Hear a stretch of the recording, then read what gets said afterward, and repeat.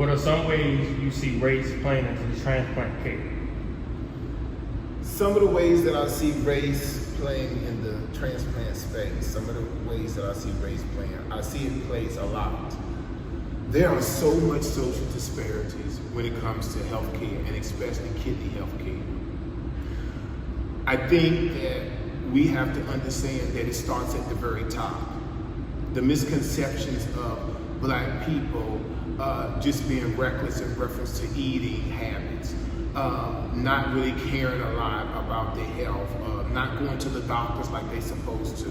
There's so many different areas that we could go into. I think that it is important for us. It's important for us to make sure, and I want you to read the question again, because I got a couple more things. Go ahead and read that question again for me. What are some ways you see race playing into transplant care? Yeah, so a lot of times we see race playing, especially when it comes to the centers. I can go on all day in reference to, I've been to centers where there are majority Caucasians, and I've been to centers where there are mainly African Americans, and I see a big difference, okay? And I don't know how long we can be here, but I can go on and on in reference to that. Secondly, also, I see a difference when it comes to just access to the centers.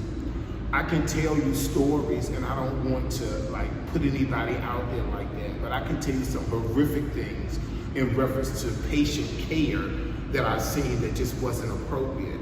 And I often would say, you know, and this is crazy because as a dialysis warrior sitting in the chair, I'm also, being honest, I'm also nervous about speaking out sometimes because I don't want the affliction to happen to me.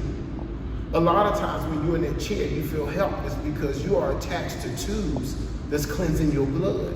So when you see things that are happening, like a patient who want to get off the machine to go to the restroom, and they're giving them a hard time because they don't want to disconnect them. Or a patient that is screaming that they're cramping, and sometimes the attitudes from some of the techs may be different than some of our white counterparts.